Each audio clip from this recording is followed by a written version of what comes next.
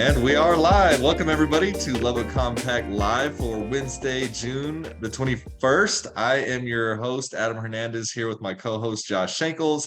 And we have a friend of the show, a guest with us today, Miss Jessica Tullar Caroom. And we're going to be talking about lots of good stuff. And so I will let her definitely give a little bit more of an in-depth introduction. But she is with Growing Together Texas, and that's a Lubbock nonprofit supporting regional food systems. And she's here to talk about the Booker T. Washington Gardens Summer Farmers Market and some other things. And so we're really excited about this. You may learn quite a bit, or if you have any questions, don't forget to put those down in the comments. And thank you, Jessica. Dr. Tullar Caroom is on with us today, and so don't let me skip that.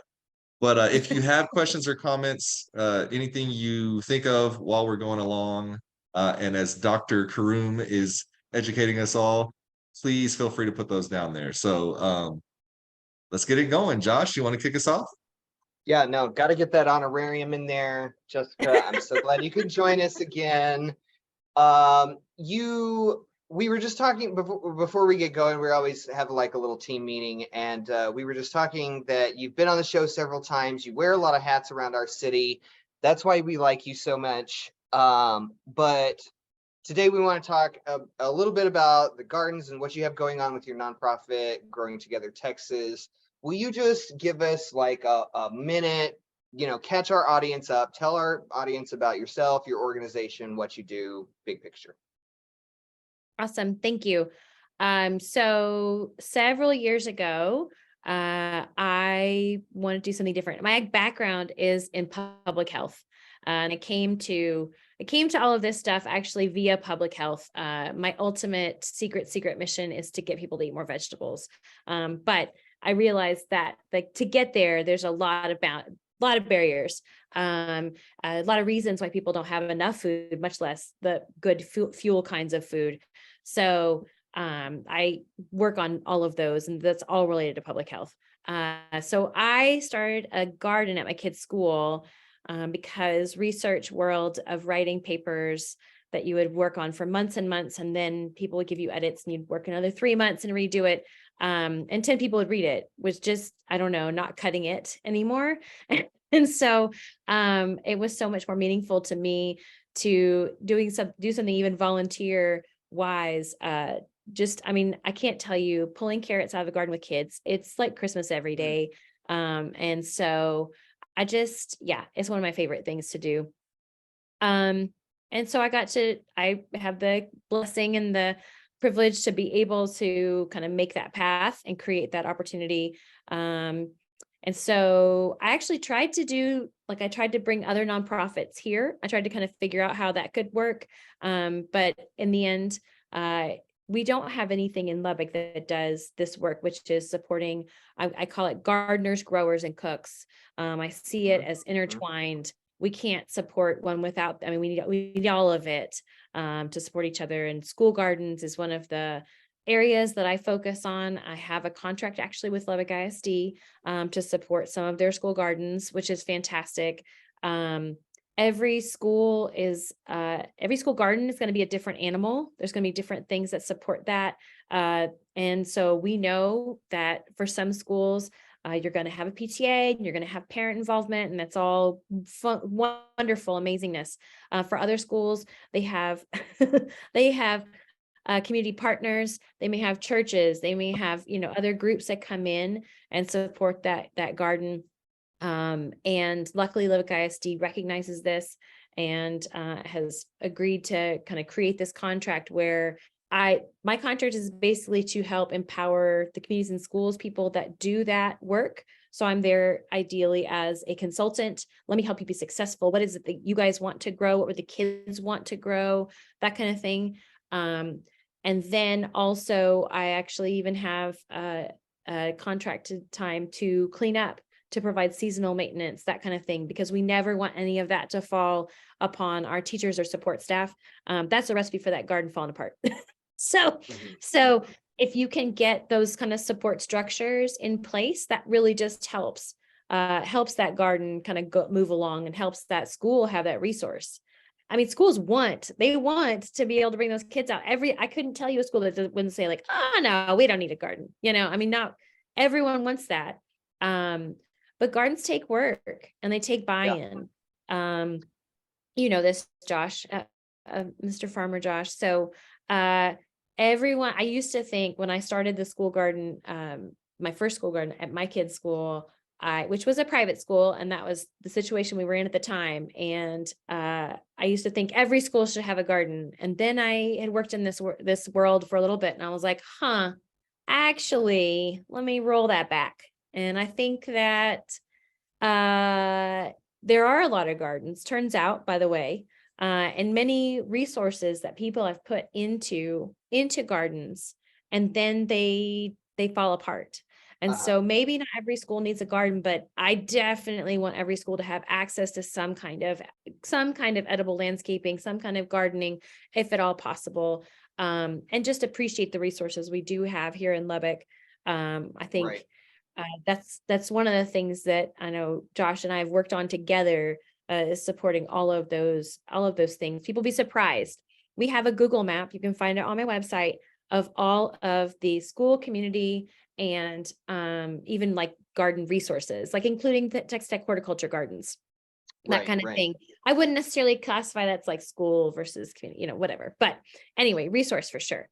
So that's like a super good overview. And it's like, two observations about that before I ask you the next question is that one, yes, of course, like so much of our work and so much of the people that we gravitate to, and so many different organizations that we get ourselves involved with are gap filling organizations, and they like kind of recognize how much potential is in an area if we could just close some gaps and connect different people, and so we see that very much being part and parcel to our work, and we love institutions that are doing that. The other thing is that I would observe is that this sort of food and food systems and the access to food and nature and edifying spaces for humans is such a fundamental sort of baseline thing to attend to. It's like water and air, and so it touches on so many different areas and kind of mold into all sorts of different things. Okay, now, Josh, real quick, Josh. Please, Adam, I'm sorry. Don't want to move on. Yeah, because this is really interesting to me, in particular, because I'm a community partner with communities and schools, and I work at OL Slayton with 6th, 7th, and 8th grade girls and boys groups there. What is the process? Because I happen to be like the community partner that tries to bring all the things in. So what is the process to bring a garden to the school and then to partner with Growing Together Texas? Josh, are you ready for this? I'm gonna blow his mind. One of the schools I have contract with is OL Slayton. Oh, nice. They just have a garden now. I would say that we got it going this spring. And so they've just been planting it up. It's so funny that you bring that up. They have a ton of beds. What's the challenge at this point from talking to them? And so the other challenge with schools is obviously people aren't there in the summer. So just as we get things going, people are gone. That being said, we're addressing that. But communities and schools is there for June. They have summer school, they have some things. Apparently the garden is being used by one student. And I don't know if that summer school wasn't, like there weren't a lot of kids just in general, if there's one that was interested. But yes, on my list is to figure out how to advertise that resource to the rest of OL Slayton, not just communities and schools, but everybody, because we all know, just because I think here's another piece of this puzzle. And Josh and I talked about this a lot too. It's people think that they're either green thumbs or not green thumbs. And if they're not green thumbs, they don't want it. Even if you told them there's a garden there, that doesn't matter. There's no bells ringing. They don't see it as a resource. That's not exciting to them. I love to tell people, look, nobody starts out being a green thumb. Really, you don't start out running a marathon. you got to start with somewhere. You got to start with your walk to 5K. You got, and so it's all accessible. It's just a matter of let me help you set you up for success, So yes, like that is happening at Old Slayton in particular. And the broader question about how does someone work with Growing Together Texas, if you have interest already, I was speaking with another school in Lubbock ISD recently, and she's a librarian there, and she was saying she wanted, and I've actually, that school has had a garden before, and she was asking me like, well, what do we do? Like, I don't have the money. I was like, no. I actually am not worried about the money part. Like, let me worry about the money part. Let me write the grant. Let me figure that out. You worry about the people part. I need you to be in there recruiting the people, getting the interest, making the plan. Because I feel like garden resources, we can find that.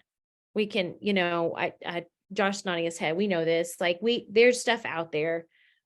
We can find somebody, we can find a partner that wants to sponsor it. We can find a church that wants to, put that in, whatever.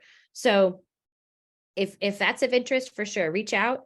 I will admit to you, all of you, I'll admit to the world that honestly, right now, I'm a bit tapped out. I might need to figure out like how to like hire part-time.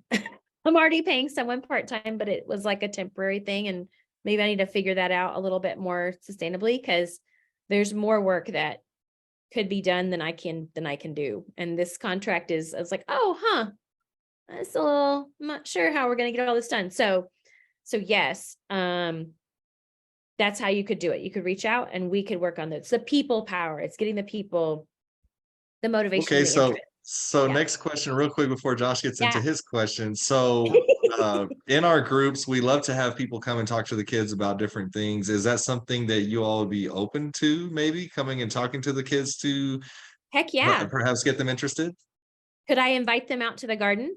Yeah, that would be good. Yeah. Could we have sun tea in the garden? Yeah, And we absolutely could. Right. Yeah. I would love to do that. I would love Yeah. to have a visit with them for sure. Yeah, and I think that would make it even more powerful, actually, taking them outside. They love when we take them outside. Sometimes we just go outside just so that they can get some sun. And, some of them sit on the benches and some of them throw the football around. But I think that when you do kind of take them, even just step outside the building, like it just kind of it gets you a lot more of their attention for sure. And especially if if there's snacks and things, I think they'll be a pretty attentive group. So for sure, Absolutely. we can set that up. And that's the other thing I find often in gardens, that and that's the point, in my opinion, again, back to the public health, kids will not be interested in some things, but if you take them out to a garden and you're like, this is a pea, we just grew it, so-and-so planted it, do you want to try it? And they're like, I could eat this? I'm like, yes, take a bite. What? I love freaking kids out by just walking up to a plant and tearing off a leaf and eating it in front of them. And like, while I'm talking, and then like tell them later what it was, because we are so separated from our natural world. And yes, there are poisonous things, like absolutely. But in fact, like so much is not poisonous. And we've unfortunately gone so far on the spectrum of like, it's dangerous if it doesn't come from the store. In a bag. I was just speaking with somebody that volunteers in a community garden, and she was saying that like, oh, well, they have this bag at Walmart and it's got, collards and kale. And I was like, and I'm like literally standing behind a box with collards and kale, like, but it's also free, right? Part of her concern was, how do I wash it? How is it safe? And like, honestly, and she's like, well, I looked it up and aphids apparently aren't going to hurt you. I'm like, nope, they're not. They're not. And I think we've gotten to that point. We're so careful that we've lost so much value, so I would love to have them out. I would even challenge you, if we could have a regular visit with your group, we could set something up, and maybe I could find somebody that could, be your coach, your garden coach out there, Yeah, for sure. If it's not me, I would love to do it, but I'm afraid to volunteer myself if I have 3 other things going. So right. Yeah.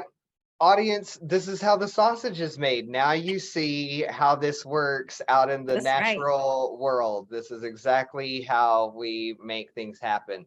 No, I mean, this is something we brought up almost every show you've been on, but you were the person that taught us, and we developed a model together of like fully resource what you have that's existing first. Step one, Yes. Yes. assess what you have and Yes. fully resource it.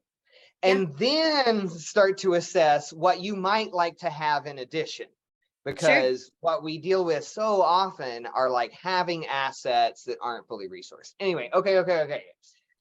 One of those resources that we have worked on together for so long and is a tremendous community resource, a tremendous asset for the neighborhood that it exists in, is the Booker T. Washington Community Garden that is in the Chapman Hill neighborhood and supported by the Roots Historical Arts Council. And this has been a long-term project.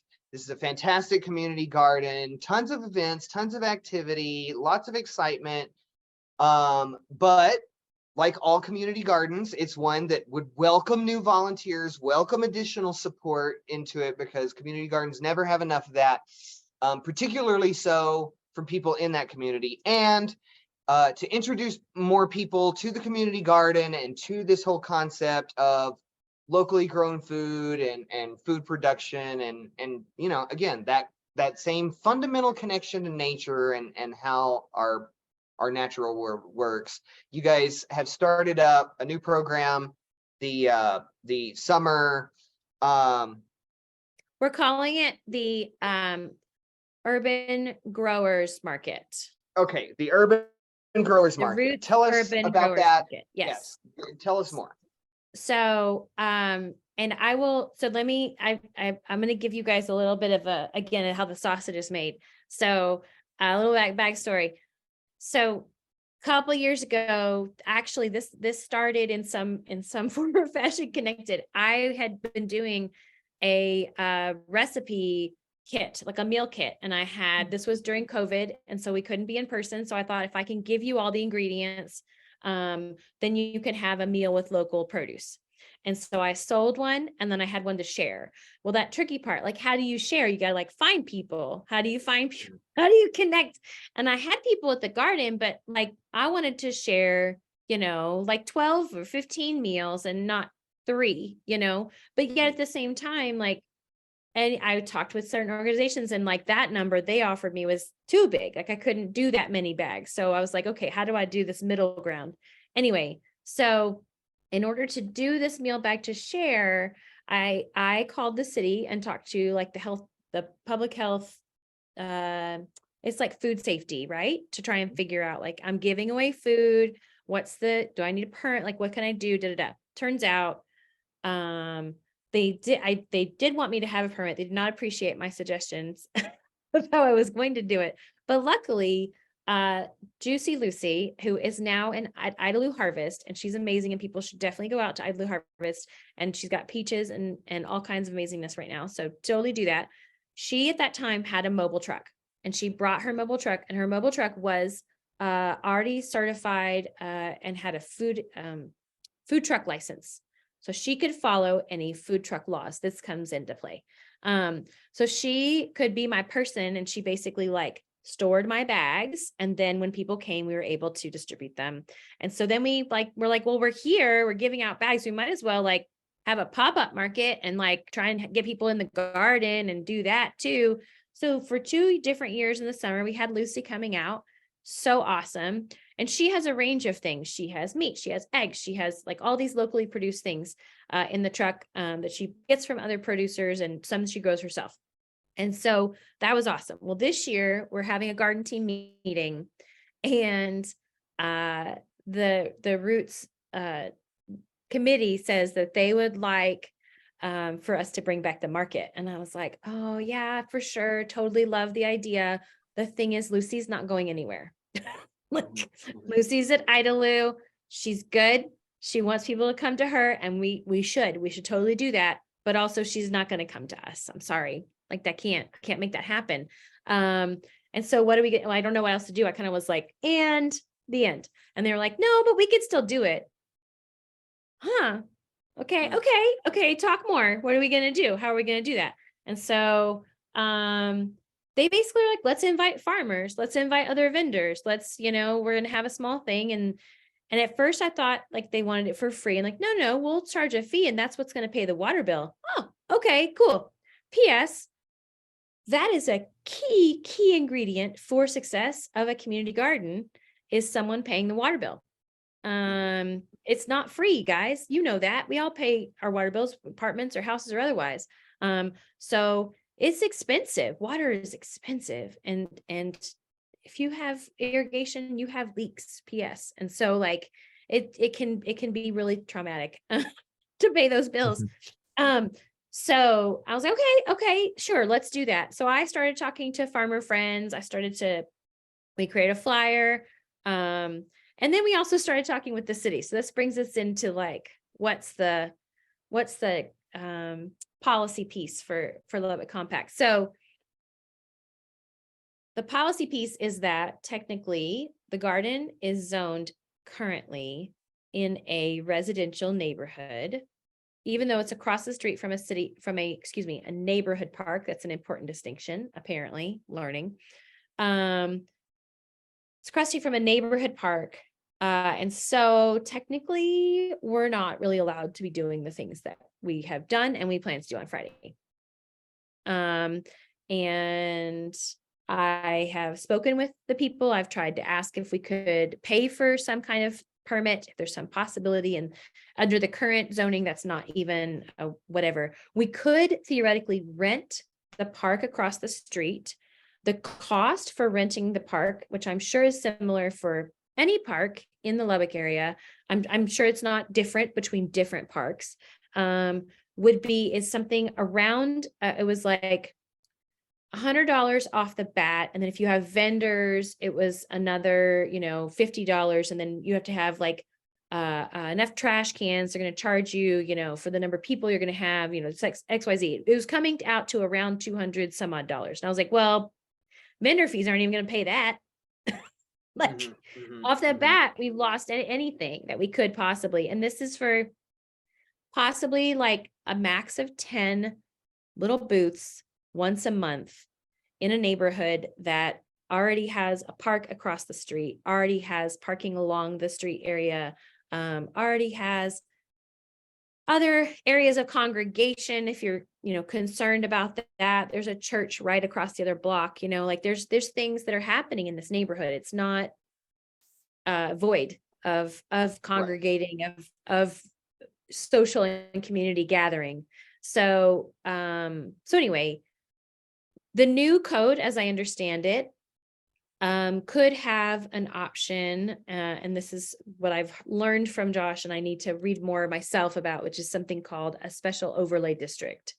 And so the new code will fix several of the challenges. It won't fix this one. And they to the city's credit, for sure, they were trying to work with me as far as they're like, well, you could have it at the Roots business office.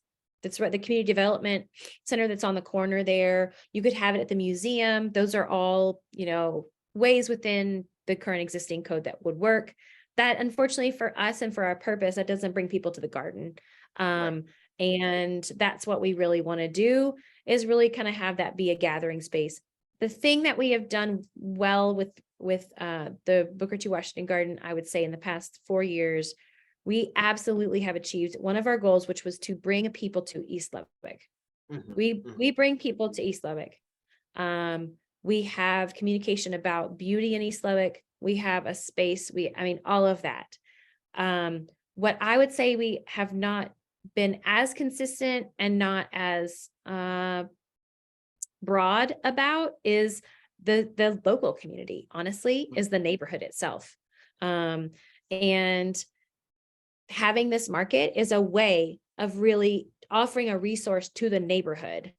This is a time when we have, so I didn't even say this yet. We're going to have vendors. The garden will pick some of its own produce and have it washed and being bagged and labeled and stuff like that. But if anybody wants to, we've always done this. It's actually every single market with Lucy or otherwise, we've always said, you can go in and pick whatever you want. It's free because PS, that's what community garden is about. So at least this one for sure. This is a chance, like, yes, of course, we're going to have vendors that will be selling produce and selling lotions and salves and selling, cookies and all that kind of stuff. But also, if you want to go in the garden and harvest your own, by all means, that's what we'd love to. And we make sure we have a garden volunteer there to hopefully help you find what you want, and teach you how to harvest it. Because again, all barriers. Nobody knows what. Right. I've shocked so many people this past season because we finally grew broccoli from seed. And they're like, that's how broccoli grows? It looked like, Right. yes, it has to be a huge plant and has this thing in the middle. And then like the bulb is what we eat, is like the flower. It's about to bloom.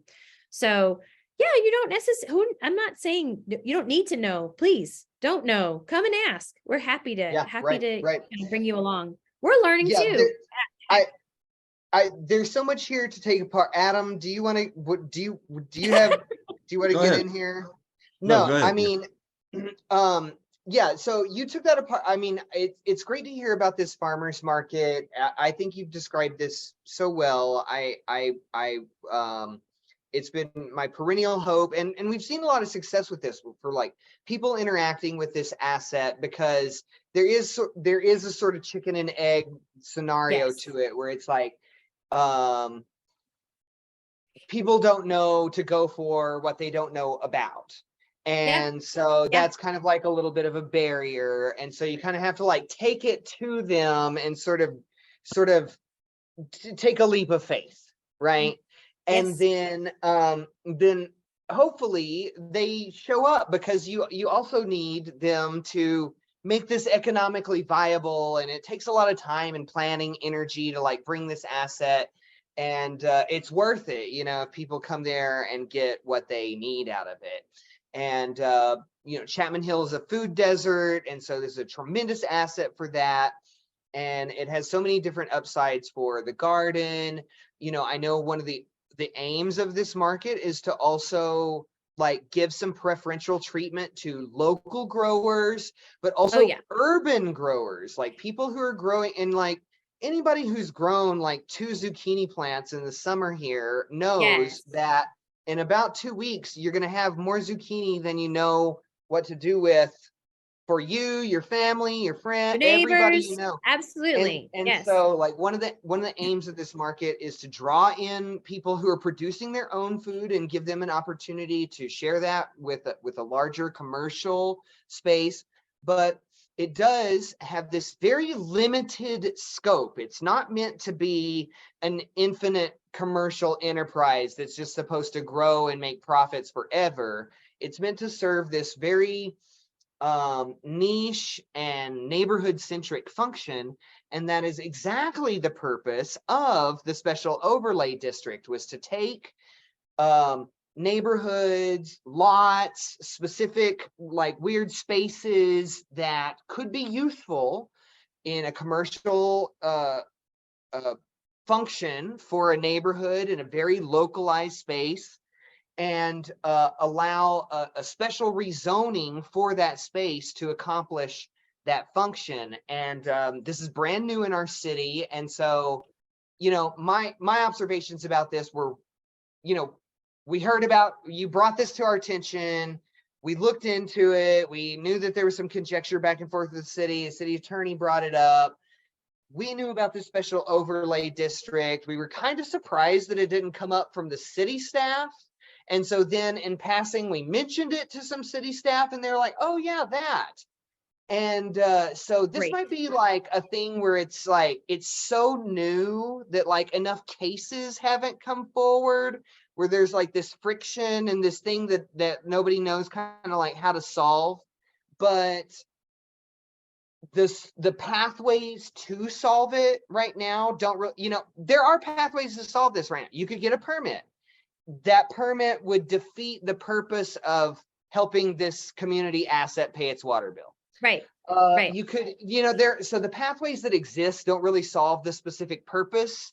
And so that's what made us look at this other one. And so right now we're kind of like examining, like, is this the way to do this. It seems like it, but the city didn't bring it up first. We had to bring it up ourselves, but it was received receptively.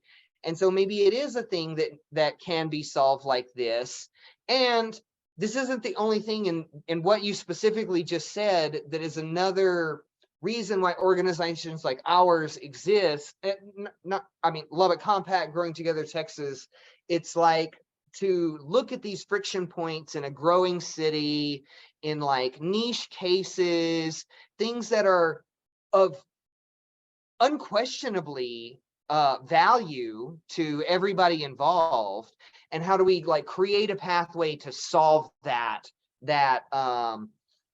attends to the competing needs and interest of, like, you know, if there were an emergency, could an emergency vehicle get in there? Of course Sure. there could. Sure. Is there enough parking? Of course there is. So it's like, how do we solve all these competing needs of like safety and usage and respecting neighbors, while also like allowing problems to be solved creatively and allowing people-driven solutions to those? Okay, that's what I'll say about that.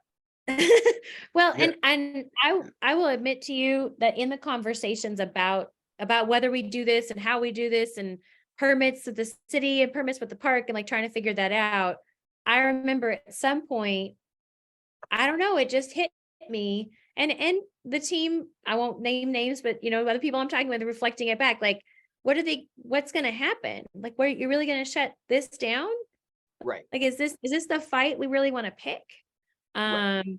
And I think the city wants, you know, that's why they had someone call me, you know, like they want to find a path. And honestly, I see this as a path towards other markets in as much as we can, obviously making sure that we are taking care of our community needs and resources, like you say, emergency vehicles, all of that stuff for sure. Because, you know, we don't have right now, there's not a midweek market in Lubbock. There's not and there's Saturday markets. Absolutely. There's the Sunday Slayton market. But there's not a midweek market, and not everybody has time on the Saturday to go. So Right. like there's and the Wolford Farmers Market tried to come in and tried to do a midweek market. And the city had to shut them down because of our, I'm sorry, old zoning Right. laws. And so I am very hopeful that, yes, of course, we will apply for a special overlay for, you know, our market and our garden. But I'm hoping this opens the door, like you said, enough, you know, kind of unique cases that we can say, hey, doesn't this look like that? Doesn't that Right. look, are we Right. close? We're close, right? We could do that, right? For this too, and kind of bring that opportunity back.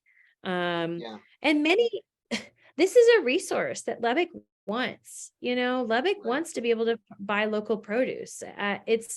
It's a resource that I mean, it's who's going to oppose this? Right. How Adam, is this a bad?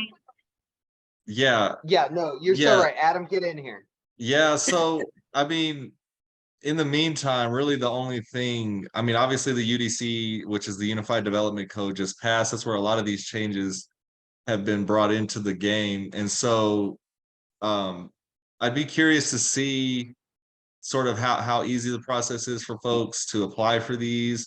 Um, I also think that another possible path would be going through planning and zoning and trying to apply for a variance of some kind based off of the new UDC, and that may actually be the process for applying for one of these overlay districts and things of this nature. But I think overall my thoughts on it are that the city should just make every step it can to make this process easy and accessible for neighborhoods. And the reason why is not only the health benefits of the community, of having people eat healthier and more naturally and things of this nature, but also the health of our city and the health of our communities.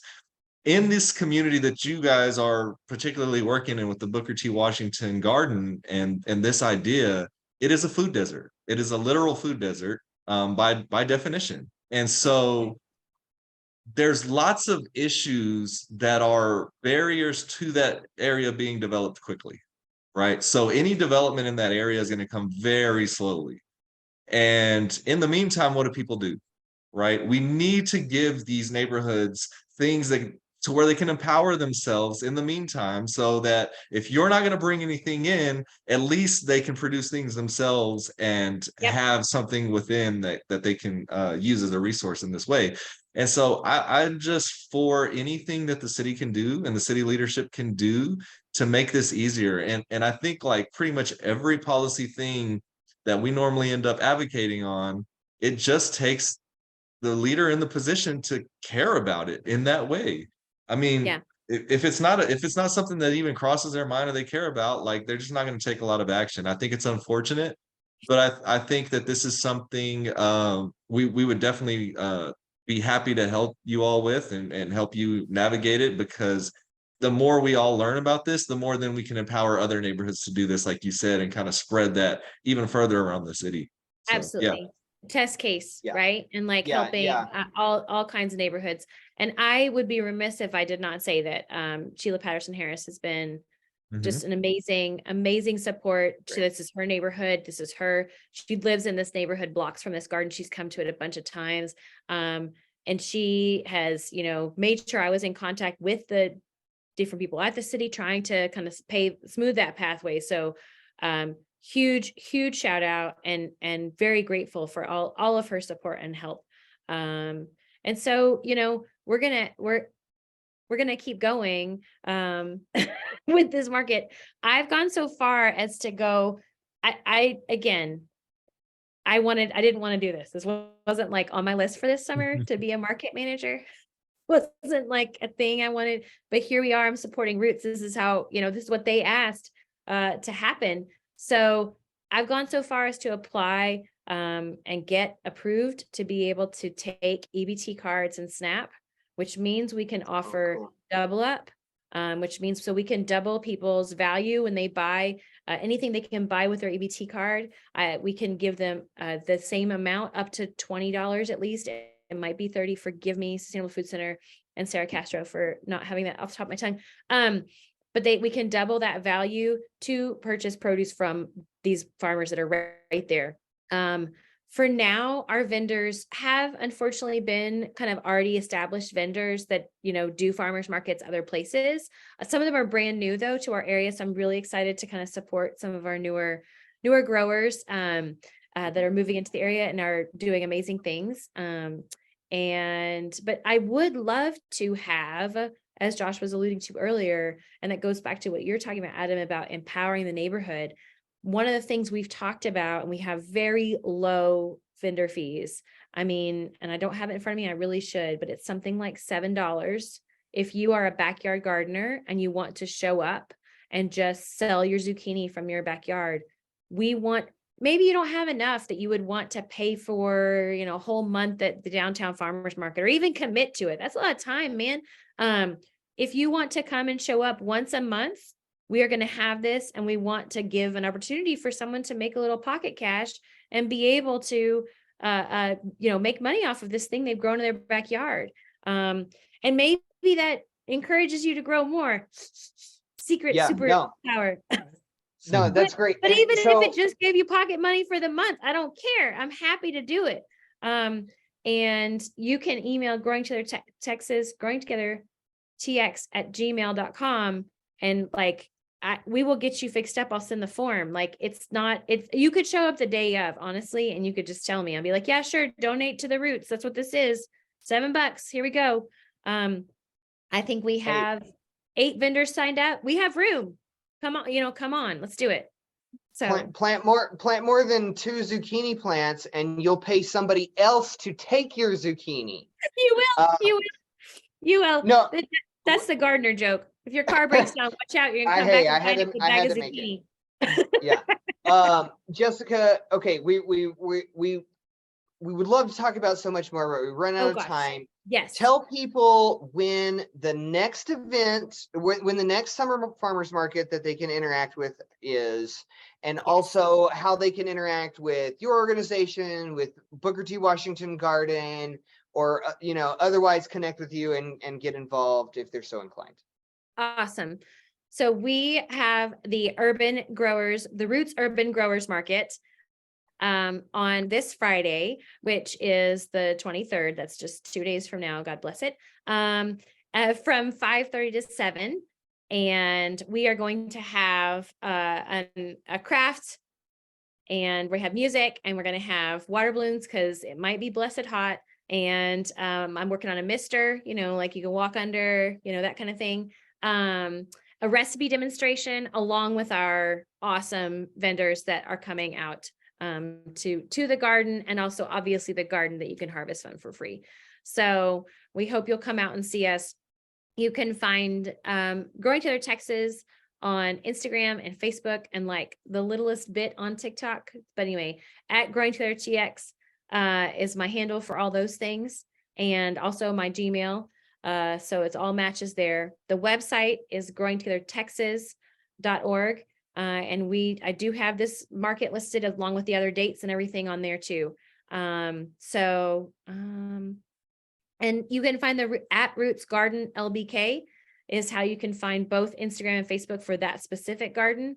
I also support gardens. Like I said, we've got a satellite of things. So the Guadalupe neighborhood has a garden. They don't have their own Facebook or Instagram yet. Let's, say some prayers. Maybe we'll get there soon. I got you, Adam. I'm totally gonna take you up on that.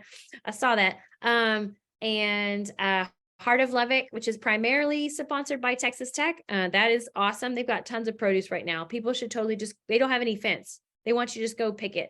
You should, and that's at basically 19th and Avenue X, I believe. Something like it's right behind the McDonald's on 19th Street. And so that's awesome. Yeah. Did I miss anything? I don't know. Do we have any questions or anything, Yeah, any Adam? questions? Or anything? We do not have any questions. We've Just explained it well. some appreciation for Jessica and the work that's being done. That's about it. Yeah, no, Love it. really, Thank you. Jessica, the work that you do is so tremendous. It obviously fulfills the need that our city has, and we owe you a tremendous debt of gratitude for doing it. Well, eat some veggies. That's all I need. That's how you can repay me. So yeah, for sure. Thank you guys. Awesome. Thank you.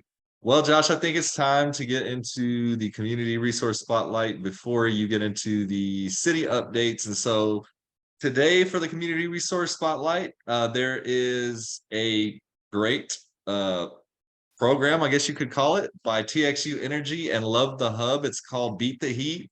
So on this Thursday, June 22nd, this will be at Co-op Lubbock at 2005 Avenue T. That's 10 a.m. to 2 p.m. Thursday, June 22nd. And what they're doing out there is they're going to be giving away 70 window units and 300 fans. So you can go and get an AC or a fan to try to beat the heat, because obviously we don't know at the moment what could happen with the electricity and all of that. So you want to stay cool as long as you can before the lights go out. But they are giving away ACs and fans, and so a great program. I don't, if something like this has happened before, I must have missed it, but I don't think I've ever seen anything like this before. You can go to lovethehub.org. You can find them on Facebook and Instagram at the same thing, Love the Hub LBK, on those platforms. And pre-registration is going to be at 9 a.m. in the east parking or the parking lot east of Lubbock High School.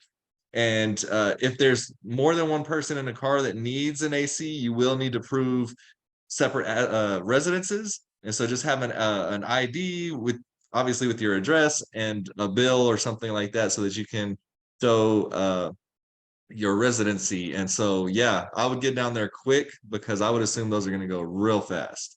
And so that is our community spotlight of the week, Josh. And let's go ahead and get into the city updates. We got a little bit of stuff bubbling up to the surface here. Yeah, just two things to make the folks really aware of real quick. Next week we'll have our internal show, and we'll be able to kind of like take a few issues apart a little bit more. But the first one, and we'll review city council meetings that have happened since we last reviewed that. But the first one we want to draw to folks' attention is news of a new housing development now planned for the South Overton neighborhood. And folks that have been following the show for a while, been following city policy for a while, or neighborhood affairs, will remember the student housing project that was planned for Tech Terrace neighborhood called Up Campus. This was a contentious issue in the neighborhood, lots of back and forth disagreement and points about how to get new development where it's needed and into older areas of the city versus how to make it fit the character of the neighborhood and be in keeping with the neighbors that are extant. Well, now almost an identical project is planned for the South Overton neighborhood, and community organizers in there and across other neighborhoods that have dealt with this same issue, including Tech Terrace and some others, have been working on organizing around this. Of course, neighborhood at the planned development is similar to the Up Campus one, an 8-story housing complex intended to be student housing. It does have some design features that are intended to fit it within the character of the neighborhood, including like being surrounded by walk-up units and having landscaping and other different street features that are human scale. But the centerpiece of it is an 800-bed student housing facility. That's 7 stories tall. So much like Tech Terrace, Overton neighborhood feels like this isn't in keeping with the historic nature of the neighborhood. It's our only recognized registered neighborhood of historic significance in Lubbock. And so there's some back and forth about this, like there was the first time. And so we wanted to make folks aware that about the issue itself, and that the first planning and zoning meeting is on July 6th at 6 p.m. at Citizens Tower and Council Chambers. If folks are interested in this issue, if they're residents of the South Overton neighborhood, if they are community advocates who have stood in solidarity about this issue, if you are interested in historic neighborhoods, whatever. This issue is coming up again. And before I pass it to Adam, I'll just say, like we said the first time, it would be so nice to see a more proactive process on behalf of the city council, who is really the most empowered entity to sort of smooth this situation, because both of these things are true. We do need more housing and new developments in older neighborhoods. That's a fact. But those should fit with that character, and the people in those neighborhoods have a lot of feelings about it. And we have discussed this before on the show, how accessory dwelling units would be a good sort of, having a permissive structure around things like accessory dwelling units and other ways to increase that density and the availability of housing where it's needed, while also not letting that go out of scope with neighborhoods. Anyway, Adam, take it from there. Go. I mean, I have to say I'm a little worried about where this may lead to. So, I mean, we knew that this would be a concern with the UDC. This is one of those items that a lot of people from South Overton brought up, and Tech Terrace, because inside of the new Unified Development Code, it essentially allows for these things to happen pretty much anywhere in the city almost. I am curious to see, how does the historic registration of the neighborhood play into this? I'm not exactly sure if they're allowed by that to do something like this, but I'm not 100% sure. I do know that one of the biggest problems, one of the biggest issues with the Up Campus thing that was right across catty corner to where they're trying to put this thing, it was 6 stories tall. Nothing over there is that tall. And so to do something taller, sort of is the same thing, right? Like you're running into the same problem that people are going to have with that. You entirely change the character of that area when you put something that tall there, when all of the houses around it are single story. There's not even two-story houses in South Overton. I mean, there may be some here and there. Actually, there's a few, but for the most part, they're single-story houses. Um, just on its face, I don't think it fits. I mean, kudos to them for trying to, I guess, soften the the curb appeal of it, I guess, but you're still going to have this huge, no doubt, monolith that's eight stories high. It's just very problematic. I'm not exactly sure what the fascination or the obsession is with these folks to put something that in that area specifically. I'm not opposed to an 8-story building of student housing. Tech needs more student housing. We know that this is a thing, but we need to be mindful of where we put it. Right. And anyway, so that's kind of my initial thoughts on it. I think that you're going to see more and more of these sort of contentious planning and zoning meetings because of what the UDC has now opened up with allowing this in a lot of neighborhoods. A lot of people are just not going to want a lot of things in their neighborhood. So definitely something to watch, definitely something to speak up about if you care about the area at all, and the character of the city. But I'm kind of worried also. So the second piece, and then I'll pass it back to you, Josh. I'm worried about where all of this is going because of the decision that was primarily led by the current mayor to pass a no new revenue tax rate. And what this puts the council in is the predicament of, because you have no new revenue on your current tax rate, you're relying on things to be brought onto the tax rolls in order to pay for things that we need. This is the problem with the no new revenue rate. And it was a talking point and nothing more. And this is what happens when you pass talking points as policy. You end up with this cat and mouse game. And so now, how long can they hold off? How many more up Right. campuses can they hold off when you don't have new revenue coming in off of your tax rolls? And so I'm just really worried about the predicament we're in right now. And it's kind of unfortunate, but we'll have to kind of stay in there and struggle through it all, I suppose. Yeah, no, we're running out of time, but you're right. The up-campus decision was an emotional decision, and the city council sided with the emotions of the people in Tech Terrace and others. But they would have happily approved that project had it not been an emotional issue for everybody. Well, that means that they're not just going to sit there and disapprove projects because of emotions indefinitely. Eventually, they're going to be like, okay, we're done, you know? So yeah, you're right. Okay, the other thing to bring up is something that is also something we've been following. It follows an issue that we've been working on for a minute as folks who have been watching the show, following our organization for a while. We wrote the city council earlier in the year in solidarity and collaboration with several different organizations around town, Lubbock NAACP and others, to ask the city council to create a resolution condemning racism, antisemitism, homophobia, transphobia in the city of Lubbock.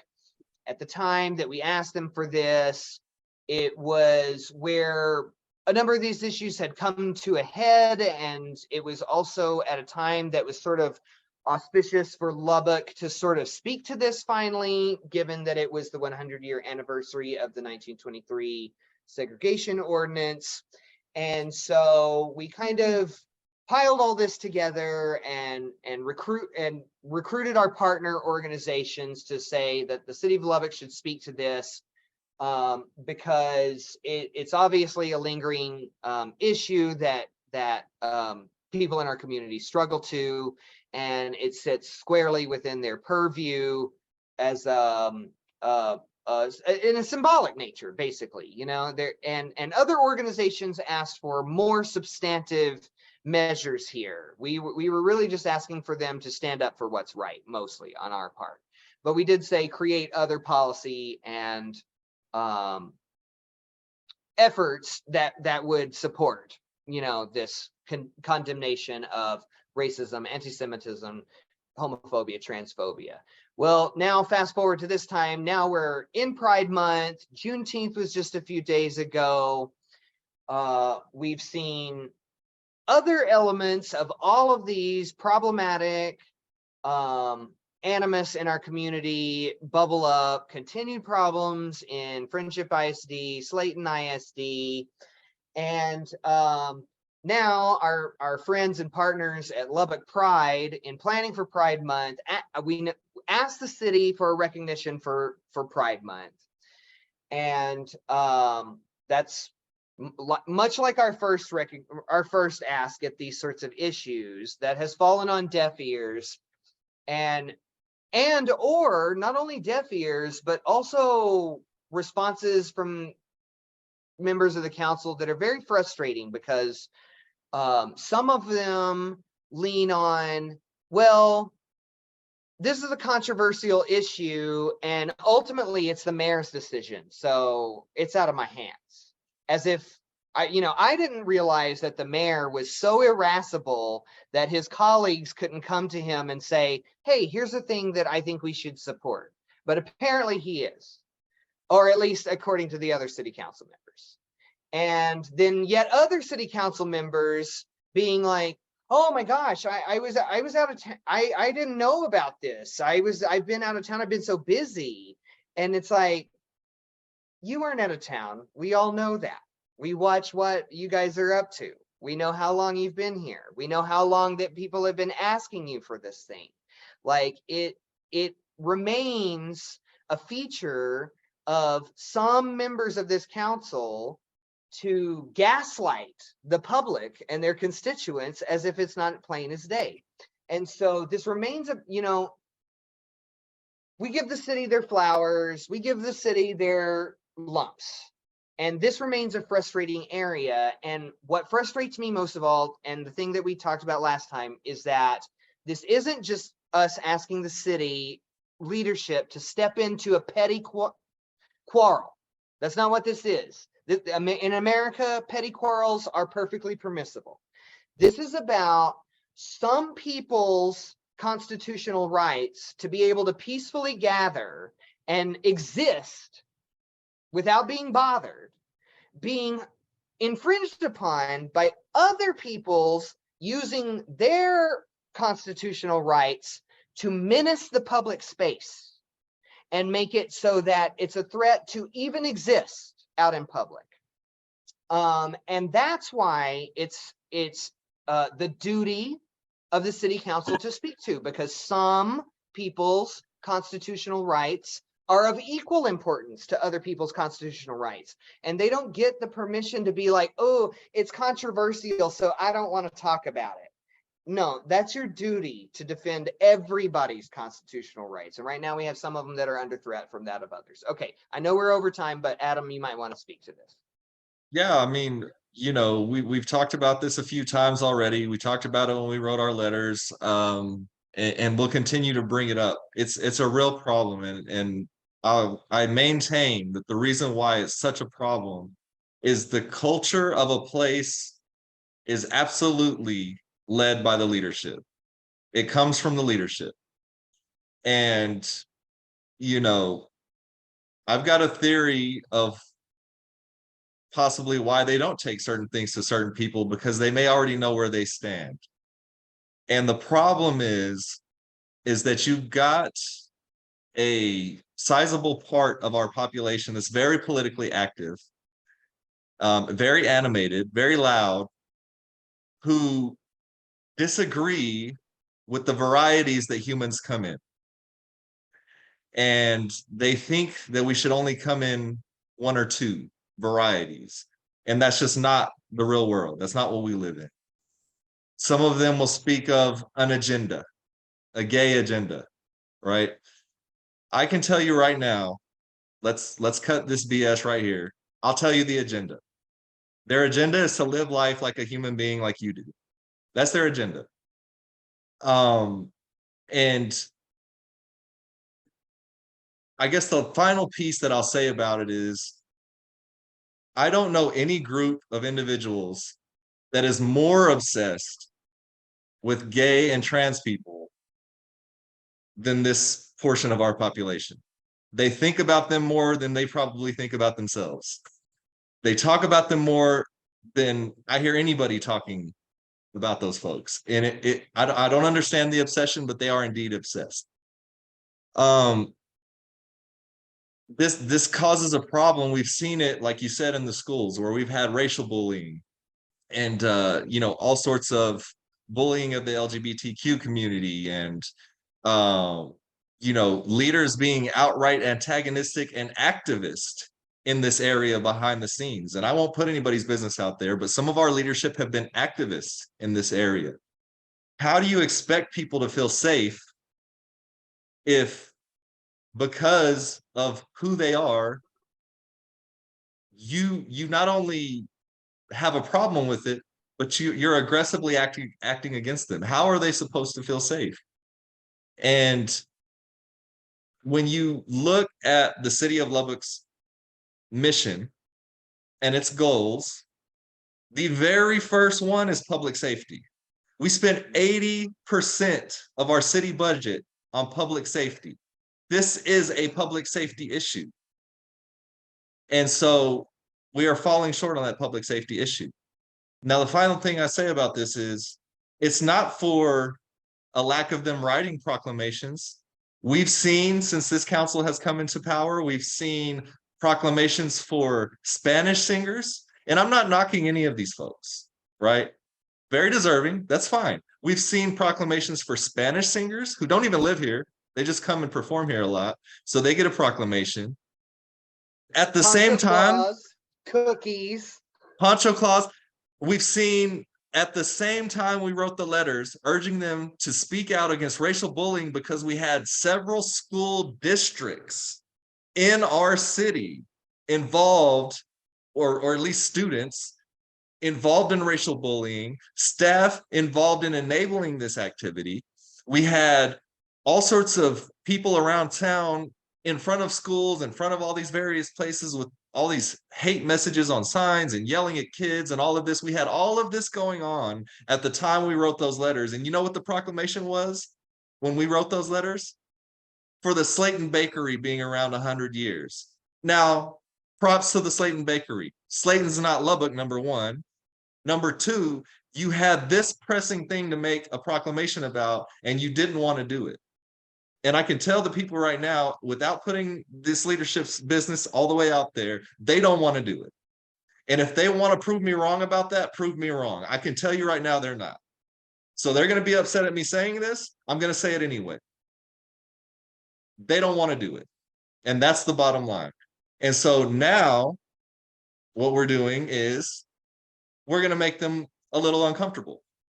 Because since they have a problem with the varieties of human beings, then we're going to bring a variety of human beings into Citizens Tower, and we're not going to make a fuss.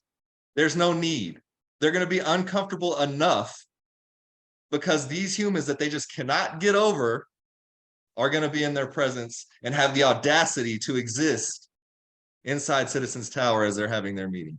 And so that's my thoughts on it. It's pretty frustrating. As I've told people many times, my daughter is a member of the LGBTQ community.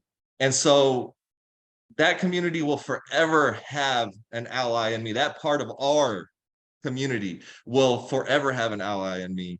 And it touches very close to home for me. And so we're going to continue to pound this drum. And as with other things, we're not going away on this, and we stand with Lubbock Pride and others who are taking this stand, and I'm very proud to do it. So. Yeah, no, and thank you for sticking with us. So, yeah, Adam already previewed this, but just to be clear, Lubbock Pride and others are organizing a peaceful rainbow sit-in at the next city council meeting. That'll be June 27th from 2 to 3 o'clock p.m. You can find event details on Facebook, on the Lubbock Pride site, and many others. we'll share it to our page. We'll share it to the public forum page. But they're asking folks to register because there's a whole scheme to wear solid colors and kind of set an arrangement. So if this is something that interests you, if you would like to show your support and solidarity for this issue, we encourage you to make plans to attend the next city council meeting. There's nothing on the agenda. We're just there to kind of be present and exist. So next city council meeting, June 27th, 2 to 3 o'clock p.m. Register with event details because plan to come in dress code. Adam, I think we've said all we intend to say today. So take us out. Yeah, well, the only thing I have to remind people about is to join your neighborhood association. If you want to start getting involved in local things and start making things happen in your neighborhood, which is where it impacts you the most, you can start by just showing up to those neighborhood association meetings, and they'll guide you along the way. They'll give you resources. You might learn something along the way, and you might get some cool stuff. Sometimes they give away swag and things. So join your neighborhood association. And we will be right back here next time. And thank you, Dr. Jessica Tullar Caroom, and for all you do and for coming on and sharing all your greatness with us. Thank you guys for having me. Appreciate it. Awesome. Take care, Good night, y'all. everybody. Bye.